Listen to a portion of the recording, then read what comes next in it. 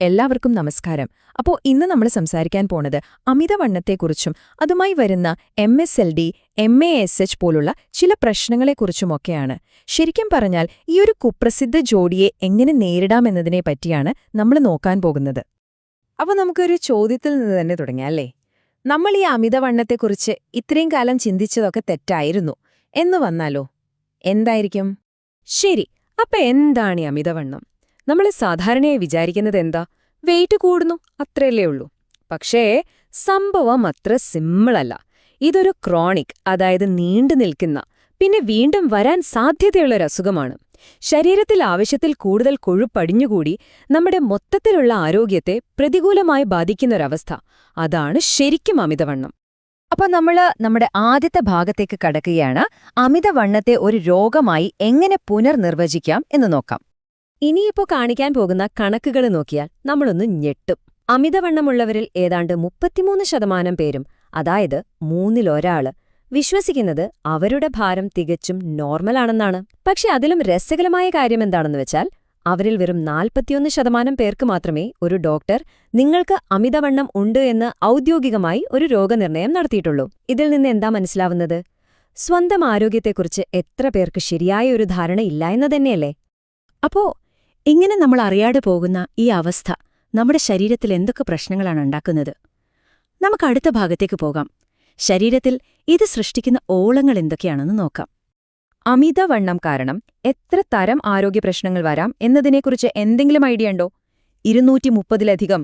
അതെ, നിങ്ങൾ കേട്ടത് ശരിയാണ്, 230-ൽ കൂടുതൽ കോംപ്ലിക്കേഷൻസ്. ഈ പ്രശ്നങ്ങളെന്ന് പറഞ്ഞാൽ ശരീരത്തിലെ ഏതെങ്കിലും ഒരു ഭാഗത്ത് മാത്രമല്ല, തല മുതൽ കാൽ വരെ ഓരോ അവയവത്തെയും ഇത് ബാധിക്കും. കുറച്ച് ഉദാഹരണങ്ങൾ നോക്കിയാലോ? അമിതവണ്ണമുള്ളവരിൽ 52% പേർക്ക് ഹൈപ്പർ ടെൻഷൻ, അതായത് ഉയർന്ന രക്തസമ്മർദ്ദം വരുന്നുണ്ട്. അത്രയും തന്നെ ആളുകൾക്ക് കാൽമുട്ടുവേദന പോലുള്ള പ്രശ്നങ്ങളുണ്ട്. പിന്നെ ഏകദേശം 29% പേർക്ക് NAFLD എന്ന അവസ്ഥയുണ്ട്, അതായത് non alcoholic fatty liver disease. ചുരുക്കി പറഞ്ഞാൽ ശരീരം മൊത്തത്തിൽ ഇതിന്റെ ആഘാതം സഹിക്കേണ്ടി വരുന്നു. ഇത്രയധികം പ്രശ്നങ്ങളുണ്ടെങ്കിൽ പിന്നെ ചികിത്സ അത്യാവശ്യമാണല്ലോ. പക്ഷെ അവിടെയാണൊരു പ്രശ്നം, ഒരു വിടവുണ്ട്. അതാണ് നമ്മൾ അടുത്തതായി നോക്കുന്നത്. എന്താണ് ഈ ചികിത്സയിലെ വിടവെന്ന്? നിലവിലെ ചികിത്സയുടെ കാര്യം നോക്കിയാൽ പ്രധാനമായിട്ടും 2 വഴികളാണുള്ളത്. ഒന്ന്, നമ്മുടെ ജീവിതശൈലി മാറ്റുക, അതായത് ഡയറ്റും എക്സസൈസൊക്കെ. മറ്റൊന്ന്, അങ്ങേയറ്റത്തുള്ള ഓപ്ഷൻ, അതായത് ഭാരം കുറയ്ക്കാനുള്ള സർജറി അഥവാ ബേരിയാട്രിക് സർജറി. ഈ 2 വഴികളും തമ്മിൽ വലിയൊരു അന്തരമുണ്ട്. നമ്മൾ ലൈഫ് സ്റ്റൈൽ മാറ്റങ്ങൾ വരുത്തിയാൽ ഒരു 3 മുതൽ 5% വരെ ഭാരം കുറയ്ക്കാൻ പറ്റുമായിരിക്കും. പക്ഷേ സർജറിയിലേക്ക് പോയാലോ? അത് 25 മുതൽ 35% വരെ ഭാരം കുറയ്ക്കും. കണ്ടില്ലേ ആ വലിയ ഗ്യാപ്പ്? ഇതിന്റെ രണ്ടിന്റെയും ഇടയിൽ ഫലപ്രദമായ മറ്റൊരു ഓപ്ഷന്റെ ആവശ്യകത ഇവിടെ വളരെ വ്യക്തമാണ്. ഈ പറയുന്നതും അതുതന്നെയാണ്. ലൈഫ് സ്റ്റൈൽ മാറ്റങ്ങൾ കൊണ്ട് മാത്രം വലിയ മാറ്റം കാണാത്ത ഒരുപാട് പേരുണ്ട്.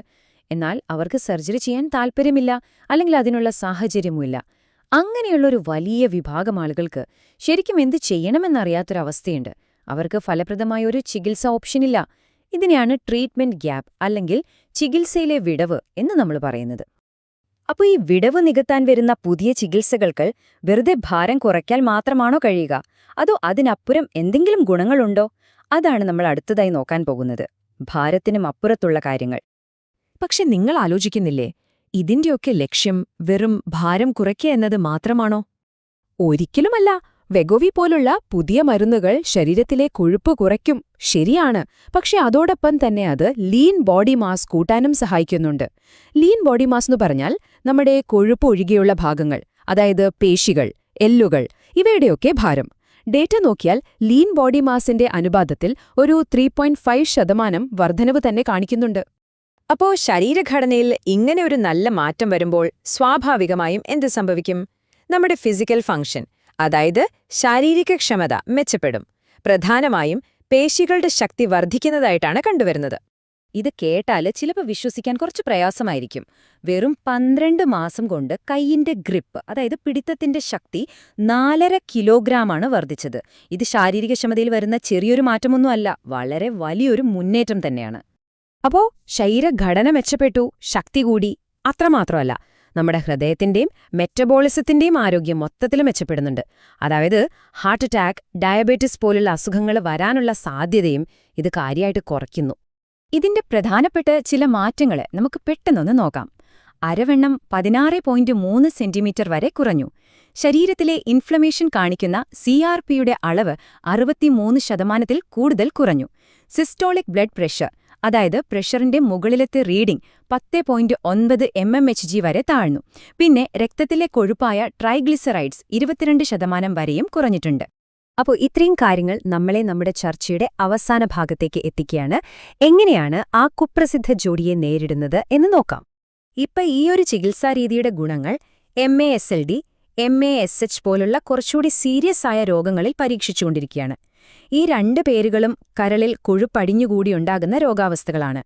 ഇതിൽ നിന്ന് തന്നെ വ്യക്തമാണ് അമിതവണ്ണം നമ്മുടെ കരളിനെ എത്രത്തോളം മോശമായി ബാധിക്കുന്നുണ്ടെന്ന്. NASH എന്ന അസുഖത്തിനുള്ള ക്ലിനിക്കൽ ട്രയലിന്റെ ലക്ഷ്യങ്ങൾ എന്തൊക്കെയാണെന്ന് നോക്കൂ. ഒന്നാമത്തേത്, കരളിന്റെ കോശങ്ങൾക്ക് സംഭവിച്ച കേടുപാടുകൾ പരിഹരിക്കാം. രണ്ടാമത്തേത്, അതുവഴി ഭാവിയിലുണ്ടാകാൻ സാധ്യതയുള്ള ഗുരുതരമായ കരൾ രോഗങ്ങളെ തടയുക. കണ്ടില്ലേ, അമിതവണ്ണം കാരണമുണ്ടാകുന്ന ഒരു പ്രത്യേക പ്രശ്നത്തെ ഈ ചികിത്സ എങ്ങനെ കൃത്യമായി ടാർഗറ്റ് ചെയ്യുന്നുവെന്ന്. അപ്പോ ഇത്രയും പറഞ്ഞതിൽ നിന്ന് നമ്മൾ മനസ്സിലാക്കേണ്ട ഏറ്റവും പ്രധാനപ്പെട്ട കാര്യം ഇതാണ്. അമിതവണ്ണം എന്നു പറയുന്നത് വെറും തൂക്കം കൂടുന്നൊരു പ്രശ്നമല്ല, അതൊരുപാട് സങ്കീർണതകളുള്ള ഒരു രോഗമാണ്. അതുകൊണ്ട് തന്നെ അതിനുള്ള പുതിയ ചികിത്സകൾ ലക്ഷ്യം വെക്കുന്നത് വെയിറ്റ് കുറയ്ക്കാൻ മാത്രമല്ല, അതുമൂലം ശരീരം മുഴുവനുണ്ടാകുന്ന പ്രശ്നങ്ങളെ ഒന്നടങ്കം പരിഹരിക്കാനാണ്. അപ്പോ അവസാനം ഒരു ചോദ്യം മാത്രം ബാക്കിയാവുന്നു. ഒരൊറ്റ ചികിത്സയ്ക്ക് ഒരു രോഗത്തെയും അതിന്റെ കൂടെ വരുന്ന ഒരുപാട് സങ്കീർണതകളെയും ഒരുമിച്ച് നേരിടാൻ സാധിച്ചാൽ അത് മെഡിക്കൽ സയൻസിന്റെ ഭാവിയെ തന്നെ എങ്ങനെയായിരിക്കും മാറ്റിമറിക്കുക? ഒന്നാലോചിച്ച് നോക്കൂ.